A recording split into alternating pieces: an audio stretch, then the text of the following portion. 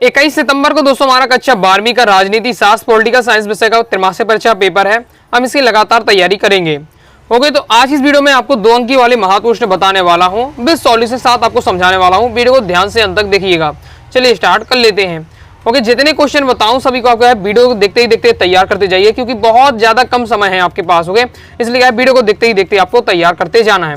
तो shock therapy पहला हमारा क्वेश्चन है, शॉक थेरेपी क्या है। शॉक थेरेपी समझ लेते हैं। शॉक थेरेपी हमारा क्या होता है। तो साम्यवाद के पतनोपरांत पूर्व सोवियत संघ के गणराज्य एवं सत्तावादी प्रणाली में लोकतांत्रिक पूंजीवाद व्यवस्था तक पीड़ादायी संक्रमण काल से गुजरा।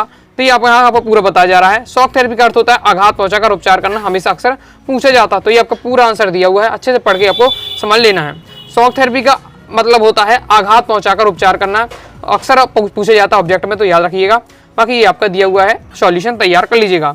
नेक्स्ट जो हमारा क्वेश्चन है, शॉक थेरेपी के परिणाम बहुत ज्यादा महत्वपूर्ण है। ओके, तो शॉक थेरेपी आपको 2 परिणाम आपको याद करके रखना है। शॉक थेरेपी का पहला परिणाम क्या है कि रूस का औद्योगिक ढांचा नष्ट हो गया। दूसरा है शॉक थेरेपी के कारण पूरे क्षेत्र की अर्थव्यवस्था पूरी तरीके से तहस नहस हो गई। तीसरा है सकल घरेलू उत्पाद यानी जीडीपी में कमी देखी गई। ये आपके शॉक थेरेपी के 2 परिणाम है, इन्हें आपको तैयार कर लेना है। नेक्स्ट जो हमारा क्वेश्चन है, रूस के साथ किन किन देशों की सीमाएं मिलती हैं। तो रूस के साथ किन किन देशों की सीमा मिलती है। तो रूस के साथ Norway, Finland, Estonia, Latvia, Lithuania, Poland, Belarus, Ukraine, Georgia, Azerbaijan, Kazakhstan, चीन, मंगोलिया, उत्तर कोरिया की सीमाएं मिलती हैं। नेक्स्ट हमारा द्विध्रुवता का आशय लिखिए। द्विध्रुवता का आपको आशय पूछा जा रहा है, तो इसका सॉल्यूशन आपका ये दिया। द्विध्रुवता से क्या आशय हमारा। द्विध्रुवता का अर्थ है 2 महान शक्तियों का उद्भव। इसमें अमेरिका तथा सोवियत संघ सम्मिलित है। द्विध्रुवीकरण का तात्पर्य महान अथवा उच्च शक्ति से है, जो कि क्या सैन्य शक्ति के केंद्रों से है। आगे नेक्स्ट देख लेते हैं। नेक्स्ट दोस्तों हमारा क्वेश्चन है, शरणार्थी किसे कहते हैं। इस क्वेश्चन को दोस्तों अपनी तरफ से देख लीजिए, सिंपल है अपना। शरणार्थी किसे कहते हैं। जैसे सोवियत संघ के विघटन के 2 कारण। सोवियत संघ के विघटन के आपको 2 कारण बताने हैं। तो सोवियत संघ के विघटन के आपके 2 कारण कौन से हैं। पहला है तत्कालीन सोवियत राष्ट्रपति गोबाचेव द्वारा चलाए गए आर्थिक एवं राजनीतिक सुधार कार्यक्रम। दूसरा है सोवियत गणराज्यों में लोकतांत्रिक एवं उदारवादी भावनाएं पैदा होना। ये आपके सोवियत संघ के विघटन के 2 कारण हैं। दोनों ही आपको 4 याद करके रखिएगा। ओके, पॉइंट वाइज पॉइंट तैयार करके रखिएगा, क्योंकि आपसे लॉन्ग में भी क्वेश्चन पूछा जा सकता है। ओके, आगे नेक्स्ट देख लेते हैं। नेक्स्ट दोस्तों हमारा क्वेश्चन है, सोवियत संघ के इतिहास की सबसे बड़ी गराज सेल कौन सी थी। तो देख लेते हैं सोवियत संघ की गराज सेल। सॉल्यूशन हमारा ये दिया हुआ है। ओके, सोवियत संघ के इतिहास की सबसे बड़ी गराज सेल कौन सी थी। राष्ट्रपति येल्त्सिन और अन्य उच्च अधिकारियों ने सगे संबंधियों और ने सरकारी कल कारखानों और कृषि फर्मों के मिट्टी के मूल खरीद लिया, चूंकि कल कारखानों की बिक्री कीमतें बहुत कम थी। इसे इतिहास की सबसे बड़ी क्या है, गैराज सेल के नाम से जाना जाता है। ओके, आगे दोस्तों हमारा नेक्स्ट क्वेश्चन है, नियोजन के उद्देश्य लिखिए। तो दोस्तों आपका ये दिया हुआ नियोजन के उद्देश्य बहुत ज्यादा महत्वपूर्ण क्वेश्चन है। प्रीवियस ईयर में आ चुका है, त्रैमासिक परीक्षा में भी आपको प्रीवियस ईयर में आ चुका है। नियोजन के उद्देश्य आपको तैयार कर लेना, पॉइंट वाइज पॉइंट आपके दिए हुए हैं। आगे देख लेते हैं। आगे दोस्तों हमारा नेक्स्ट क्वेश्चन है, योजना आयोग के कार्य लिखिए। योजना आयोग के आपके कार्य बताने, तो आपके दिए योजना आयोग के कार्य पॉइंट वाइज पॉइंट दिए, तो अच्छे से आपको तैयार कर लेना है। स्क्रीनशॉट इसका क्या है, फास्ट आप ले लीजिए। योजना आयोग के कार्य आपको दिए हुए हैं। ओके, कंप्लीट हो जाता है। आगे देख लेते हैं। आगे दोस्तों हमारा नेक्स्ट क्वेश्चन है, ऑपरेशन फ्लड को समझाइए। ऑपरेशन फ्लड को आपको बताना है, तो दिया हुआ आपको दोस्तों ऑपरेशन फ्लड। 1970 में ऑपरेशन फ्लड के नाम से एक ग्रामीण विकास शुरू किया गया। ऑपरेशन फ्लड के अंतर्गत सहकारी दूध उत्पादकों को उत्पादन और वितरण के एक राष्ट्रपति तंत्र से जोड़ा गया। ऑपरेशन फ्लड सिर्फ डेयरी कार्यक्रम ही नहीं, इस कार्यक्रम में डेयरी के नाम को विकास के एक माध्यम के रूप में अपनाया गया। आगे दोस्तों हमारा नेक्स्ट क्वेश्चन है, नीति आयोग क्या है समझाइए। तो सॉल्यूशन हमारा ये दिया हुआ है, अच्छे से आपको तैयार कर लें। पॉइंट वाइज पॉइंट समझाया गया, 3 से 4 पॉइंट आप याद करके रखिएगा नीति आयोग के बारे में। ओके, ये आपका सॉल्यूशन दिया हुआ है, तैयार कर लीजिएगा। वीडियो पोस्ट करके ही आप देखते देखते क्या है याद करते जाइएगा।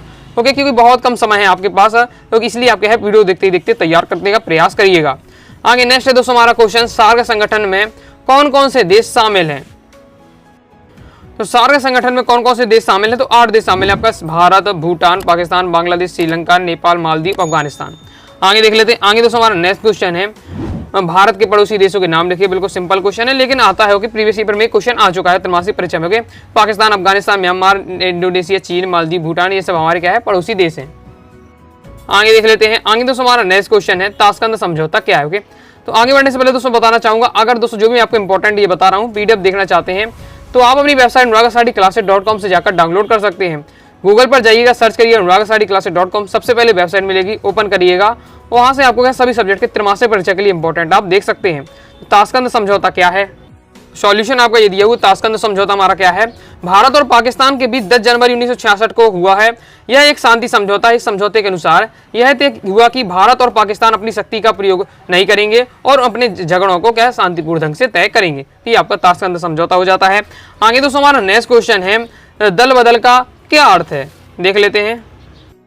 दल बदल का मतलब होता है यदि कोई व्यक्ति किसी दल का टिकट लेकर वह निर्वाचित होकर उस दल को छोड़ देता है और फिर किसी अन्य दल में चला जाता है तो उसे ही हम क्या है, दल बदल कहा जाता है। ओके, लाइक और शेयर ठोक दीजिए, महाकाल का लाइक और शेयर ठोक दीजिए। पूरा साल मेहनत करता हूँ आपके लिए बेटा, ऐसा नहीं चलेगा, ऐसा नहीं चलेगा। आगे दोस्तों हमारा नेक्स्ट क्वेश्चन है, शिमला समझौता किनके मध्य हुआ। दोस्तों कोई शर्तें लिखी है, शिमला समझौता की शर्तें ही बताना और यही बताना किनके मध्य हुआ। नेक्स्ट क्वेश्चन है, ताशकंद समझौता किनके मध्य हुआ और 2 शर्तें लिखिए। चलिए देख लेते हैं। इस प्रकार से सॉल्यूशन आपका ये दिया हुआ है, शिमला समझौता किनके मध्य हुआ, 2 शर्तें आपको बताना है। तो भारत और पाकिस्तान के मध्य श्रीमती इंदिरा गांधी और भुट्टो ने 2 जुलाई 1972 को शिमला समझौता हुआ। 2 शर्तें इस प्रकार से आपकी दी हुई हैं, तैयार कर लीजिएगा। ताशकंद समझौता किसके मध्य हुआ, तो ये समझौता लाल बहादुर शास्त्री और अयूब खां के बीच हुआ था। समझौते की 2 शर्तें आपकी इस प्रकार से दी हुई। ओके, पढ़ लीजिएगा, अच्छे से तैयार कर लीजिए, बहुत ज्यादा इंपॉर्टेंट क्वेश्चन है, बोर्ड एग्जाम तक में आ चुका है। आगे दोस्तों हमारा नेक्स्ट क्वेश्चन है, भारत में योजना आयोग की स्थापना कब हुई, आपसे पूछा जा रहा है। प्रथम पंचवर्षीय योजना की विशेषताएं, सिंडिकेट किसे कहते हैं, प्रीवी पर्स क्या है, कैसे क्या अभिप्राय है, सभी का आंसर दोस्तों अच्छे से आपको तैयार कर लेना है। तो देख लेते हैं, भारत में योजना आयोग की स्थापना 15 मार्च 1950 को हुई थी। और प्रथम पंचवर्षीय योजना के उद्देश्य बताना है, तो पहला कृषि क्षेत्र पर ध्यान देते हुए बांधों एवं सिंचाई पर निवेश किया गया। दूसरा आपका है, प्रथम योजना की लक्षित विकास 2.1% थी, जबकि हासिल की गई विकास दर क्या 3 से 6% रही थी। ये आपका हो जाता है प्रथम पंचवर्षीय योजना के उद्देश्य। नेक्स्ट दोस्तों हमारा सिंडिकेट किसे कहते हैं, तो कांग्रेसी नेताओं के प्रभावशाली समूह को औपचारिक रूप से सिंडिकेट से जाना जाता है, जिसमें श्रीमती इंदिरा गांधी को प्रधानमंत्री बनाने में महत्वपूर्ण भूमिका का निर्वहन किया था। ओके, नेक्स्ट आपको आगे इसमें तैयार करके रखना है। प्रीवी पर्स क्या है, तो हमारा क्या है, भूतपूर्व राजा महाराजाओं को दिया जाने वाला विशेष भत्ता इत्यादि को क्या है प्रीवी पर्स कहा जाता है। एक वाक्य में भी या 2 नंबर में इस प्रकार से पूछा जाता है। ओके, फिर आपको तैयार कर लीजिए, भारतीय राजनीति में 1960 को खतरनाक दशक क्यों कहा जाता है, तो आपको बताना 1960 के दशक को खतरनाक दशक था क्योंकि गरीबी, असमानता, सांप्रदायिकता, क्षेत्रीय विभाजन इत्यादि समस्याओं का समाधान नहीं हो पा रहा था। चलिए दोस्तों आगे देख लेते हैं। इसी वीडियो में हम आगे कर लेते हैं कवर 3 नंबर वाले महत्वपूर्ण प्रश्न। ओके, तो आगे बढ़ने से पहले दोस्तों बताना चाहूंगा, अगर दोस्तों आप क्लास 12 पॉलिटिकल साइंस राजनीति सब्जेक्ट की प्रॉपर रूप से वार्षिक परीक्षा के लिए तैयारी करना चाहते हैं, अनुराग स्टडी क्लासेस के क्लास 12 पॉलिटिकल साइंस के कोर्स को ज्वाइन कर सकते हैं। कोर्स को ज्वाइन करने के लिए 90 39 53 40 89 दिए गए व्हाट्सएप नंबर पर मैसेज कर सकते हैं। इसमें दोस्तों आपको all chapter PDF notes, all chapter important question answer, all chapter objective question answer, previous year पर संपूर्ण मटेरियल मिल जाएगा पीडीएफ के रूप में, प्रॉपर रूप से आप तैयारी कर पाएंगे। ओके, तो देख लेते हैं अब 3 अंकी वाले महत्वपूर्ण। पहला है, आसियान संगठन के उद्देश्य लिखिए।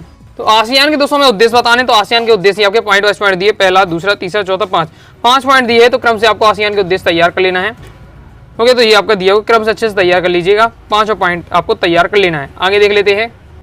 आगे दोस्तों हमारा नेक्स्ट क्वेश्चन है, खुले द्वार की नीति क्या है, तो खुले द्वार की नीति आपकी ये दी हुई है, इसे अच्छे से आपको तैयार कर लेना है। अब खुले द्वार की नीति किसने बताई, तो चीन ने अपनाई थी। ऑब्जेक्ट में पूछा जाता है, तो ये आपका दिया हुआ खुले द्वार की नीति, अच्छे से आपको इसे तैयार कर लीजिएगा। पूरा आपकी थ्योरी दी हुई है, पढ़िएगा, समझिएगा। ओके, और समझ कर आप क्या थोड़ा तैयार करते जाइएगा। आगे नेक्स्ट क्वेश्चन हमारा, डोकलाम प्रकरण क्या है, आपको पूछा जा रहा है, तो इसे देख लेते हैं। ये दोस्तों आपका दिया है डोकलाम प्रकरण के बारे में, तो इसे आपको तैयार कर लेना है। इसी शॉर्ट दोस्तों इसका फास्ट ही ले लीजिए। नेक्स्ट दोस्तों हमारा पूछा जा रहा है, बहुत ज्यादा महत्वपूर्ण क्वेश्चन है, सोवियत प्रणाली के 3 दोष लिखिए। इसे देख लेते हैं। तो दोस्तों आपको सोवियत प्रणाली के दोष बताने हैं, दोष कहें अवगुण कहें। ओके, 4 आपको तैयार करके रखना है। चलिए मैं आपको दिखा देता हूँ। 3 नंबर में 3 पॉइंट लिखने हैं, 4 नंबर में 4 पॉइंट इस प्रकार से आपको दे रहा है। तो ये 4 पॉइंट आपको दिए हैं सोवियत प्रणाली के दोस्तों, अच्छे से आपको तैयार कर लेना है। पहला पॉइंट, दूसरा, तीसरा, 4 पॉइंट दिए, अच्छे से आप तैयार कर लीजिएगा। और अब मैं आपको समझाने का टाइम नहीं है। ओके, इतना समय नहीं है, लेकिन मैं आपको कहा पहले ही से चैप्टर बाई चैप्टर जब इंपॉर्टेंट क्वेश्चन बता रहा था तब मैंने एक लाइन आपको समझा दी थी। ओके, कंप्लीट हो जाता। आगे देख लेते हैं। नेक्स्ट दोस्तों हमारा इसमें क्वेश्चन पूछा जा रहा है, शॉक थेरेपी के कोई 3 परिणाम लिखिए। शॉक थेरेपी के परिणाम, तो ये आपका दिया हुआ शॉक थेरेपी के परिणाम। ओके, शॉक थेरेपी का शाब्दिक अर्थ होता है आघात पहुंचाकर उपचार करना। शॉक थेरेपी के बारे में दिया हुआ है। फिर इसके परिणाम क्या क्या हुए, शॉक थेरेपी के 3 परिणाम दिए हैं, अच्छे से तैयार कर लीजिएगा। ये सभी क्वेश्चन आपके बोर्ड एग्जाम तक में आ चुके हैं, त्रैमासिक अर्धवार्षिक में तो आते ही रहते हैं, बोर्ड एग्जाम तक में क्वेश्चन आ चुके हैं, बहुत ज्यादा महत्वपूर्ण है। अभी से आप तैयार कर लेते हैं तो बोर्ड एग्जाम तक की आपकी प्रॉपर तैयारी हो जाएगी। ओके, तो आप इनको स्क्रीनशॉट आकर फास्ट ले अच्छे से तैयार कर लीजिएगा। आगे देख लेते हैं। तो सोवियत प्रणाली की प्रमुख विशेषता बतानी है, आपके पॉइंट वाइज पॉइंट दिया हुआ है। ओके, जैसे पहला इसमें आपका शॉर्ट वाला है कि सामूहिक फर्म को निजी फर्म में बदला गया है, ये एक विशेषता है। नेक्स्ट है कि आपका पूंजीवादी अर्थव्यवस्था को अपनाने के लिए वित्तीय खुलापन, मुद्राओं का आपसी परिवर्तनीय और मुक्त व्यापार नीति को महत्वपूर्ण मानी गई। तो आपका नेक्स्ट है पश्चिमी देशों की आर्थिक व्यवस्था में जुड़ा। ओके, मैंने लास्ट के आपको 3 बताए हैं जो आपकी वो शॉर्ट है। ओके, बाकी आपकी ये और 2 पॉइंट दिए हुए तो तैयार कर लीजिएगा। 5 मैंने आपको बताए हैं विशेषताएं, कोई भी आपको 3 तैयार करके रखनी है। आगे देख लेते हैं। नेक्स्ट हमारा क्वेश्चन है सोवियत संघ के विघटन के 4 परिणाम लिखिए। जितने क्वेश्चन बता रहा हूँ सिलेक्टेड क्वेश्चन है, जरूर सोवियत वाले से क्वेश्चन से जरूर आपका एक आना हमेशा पेपर में रखा आता है। ओके, सोवियत संघ के विघटन के 4 परिणाम। तो सोवियत संघ के विघटन के आपके परिणाम ये दिए 2023 की बोर्ड एग्जाम में, 2024 की बोर्ड एग्जाम में आ चुका, बहुत ज्यादा महत्वपूर्ण है। तो ये आपके दिए हुए सोवियत संघ के विघटन के आपके परिणाम पॉइंट वाइज पॉइंट दिए, 3 आपके पॉइंट बताए गए। जैसे पहला है वर्तमान में वैश्विक स्तर पर अमेरिका ही एकमात्र महाशक्ति के रूप में शेष बचा था, अंतर्राष्ट्रीय राजनीति पर उसका ही वर्चस्व स्थापित हो गया। तो ये आपके दिए हैं सोवियत संघ के परिणाम, अच्छे से आपको तैयार कर लीजिएगा। पहले 2 महाशक्ति थी, ओके, अमेरिका था और सोवियत संघ था, लेकिन अब जब सोवियत संघ का विघटन हो गया तो केवल अमेरिका बचा। तो ये पहले पॉइंट है। इस प्रकार से 3 पॉइंट आपके दिए हुए हैं, तैयार अच्छे से कर लीजिएगा सोवियत संघ के विघटन के परिणाम। आगे नेक्स्ट देख लेते हैं। आगे दोस्तों हमारा नेक्स्ट क्वेश्चन है आसियान विजन 2020 की मुख्य बातें लिखिए। ओके, तो मुख्य बातें यहाँ से पूछी जाए, मुख्य उद्देश्य पूछे जाए, एक ही बात है। तो आसियान विजन 2020 की हम मुख्य उद्देश्य बातें देख लेते हैं। सॉल्यूशन हमारा ये दिया हुआ है, इसको अच्छे से तैयार कर लीजिए। 3 पॉइंट दिए हुए हैं। ओके, उद्देश्य पूछ के आए, उसके बारे में पूछ आए आसियान विजन 2020 की, तो याद करके रखिएगा। बोर्ड एग्जाम 2022 में क्वेश्चन आ चुका है, 2023 में क्वेश्चन आ चुका है, तैयार करके रख लेना है दोस्तों अच्छे से। 3 पॉइंट आपको इसमें दिए हुए हैं। आगे देख लेते हैं। नेक्स्ट दोस्तों हमारा क्वेश्चन है आसियान के कार्यों को समझाइए। सॉल्यूशन हमारा दिया हुआ आसियान के कार्य को बताना है, तो ये आपके पॉइंट वाइज पॉइंट इसके कार्य बताए गए। जैसे पहला कार्य है समसामयिक एवं सांस्कृतिक परियोजना बनाना। आगे देख लेते हैं। नेक्स्ट दोस्तों हमारा इसके बाद पॉइंट दिया हुआ है कृषि एवं पशुपालन संबंधी शिक्षा। तीसरा है पर्यटन की सुविधा प्रदान करना। तीसरा है स्वतंत्र व्यापार क्षेत्र की स्थापना का प्रयास। तो ये आपके दिए हुए हैं आसियान के कार्य, अच्छे से आपको तैयार दोस्तों कर लेना है। ओके, आगे देख लेते हैं। आगे दोस्तों हमारा नेक्स्ट क्वेश्चन है राज्य पुनर्गठन आयोग को समझाइए। राज्य पुनर्गठन आयोग को आपको समझाना, तो ये आपका दिया हुआ राज्य पुनर्गठन आयोग के बारे में, तो इसको आपको पढ़ लेना है, एक बार अच्छे समझ कर तैयार कर लीजिएगा। स्क्रीनशॉट इसका क्या है फास्ट आप ले लीजिए। इसके आगे देख लेते हैं। इसके आगे आपका ये दिया हुआ राज्य पुनर्गठन आयोग के बारे में, तो तैयारी से कर लेना है। ओके, और ये हमारा कंप्लीट हो जाता है। आगे दोस्तों हमारा नेक्स्ट क्वेश्चन है भारत विभाजन के प्रमुख कारण को लिखिए। भारत विभाजन के प्रमुख कारण बताने, तो आपके भारत विभाजन के प्रमुख कारण जैसे पहला है मुसलमानों की भावनाएं। दूसरा इसके बाद क्या दिया हुआ है मुस्लिम सांप्रदायिकता को अंग्रेजी हुकूमत द्वारा प्रोत्साहन, इसे आपको तैयार कर लेना है। इसके आगे देख लेते हैं। ये पॉइंट वाइज पॉइंट दिए हैं। जब भी दोस्तों आप क्वेश्चन का सॉल्यूशन तैयार करें, आपको फोकस रहना चाहिए हेडिंग को तैयार करने में। ओके, सॉल्यूशन का पढ़ लेना है, समझ लेना है, तो आपको समझ के तैयार करना है। बाकी हेडिंग आपको एकदम रट लेनी है, ताकि आप पेपर में हेडिंग लिखे तो आप सॉल्यूशन तो उसके बारे में 2-3 लाइन लिखते ही जाएंगे। ओके, नेक्स्ट है हमारा आपका कांग्रेस का मुस्लिम लीग के प्रति रवैया, लीग सदस्यों का अंतरिम सरकार का सम्मिलित होना, भारतीय को सत्ता देने के सरकारी दृष्टिकोण। तो ये आपके दिए हुए हैं भारत विभाजन के प्रमुख कारण। आगे देख लेते हैं। आगे दोस्तों हम देख लेते हैं। नेक्स्ट दोस्तों हमारा क्वेश्चन है शरणार्थी समस्या को समझाइए। चलिए इसे देख लेते हैं। शरणार्थी समस्या पूछी जा रही है। शरणार्थी समस्या हमारी ये दी हुई है, शरणार्थी समस्या को समझाना है। ओके, तो इसकी शॉर्ट आप इसका क्या है फास्ट आप ले लीजिए। ये आपका दिया हुआ पूरा शरणार्थी समस्या के बारे में, तो इसकी शॉर्ट इसका क्या है फास्ट ही ले लीजिए। रटना नहीं है कोई भी क्वेश्चन को, बस पढ़ लेना है, उसकी कहानी को समझिएगा। ओके, तभी आप इसका तैयार कर पाएंगे। आगे देख लेते हैं। नेक्स्ट दोस्तों हमारा क्वेश्चन है सार्क संगठन के उद्देश्य लिखिए। बहुत ज्यादा महत्वपूर्ण है ये वाला दोस्तों क्वेश्चन, एमपी बोर्ड एग्जाम 23 में आ चुका है, 24 में आ चुका है, बहुत ज्यादा महत्वपूर्ण, तैयार करके रखिएगा। तो सार्क संगठन के उद्देश्य बताने, तो ये हमारे दिया है। पहला है सार्क संगठन की प्रमुख उद्देश्य दक्षिण एशियाई लोगों के कल्याण को बढ़ावा देने हेतु उनके जीवन स्तर को सुधारना है। दूसरा है सार्क का उद्देश्य अल्प विकसित देशों के साथ मिलकर सहयोग को मजबूती प्रदान करना है। ओके, सार्क संगठन परस्पर विश्वास और समझ एक दूसरे की समस्याओं में सहयोग देता है। इस प्रकार से पॉइंट दिए, 4 पॉइंट पहले दिए हुए हैं, इनका स्क्रीनशॉट ले लीजिए फास्ट ही। आगे मैं आपको दिखा देता हूँ। इसके आगे दोस्तों 2 और पॉइंट दिए हैं, इनको भी आपको तैयार कर लेना है।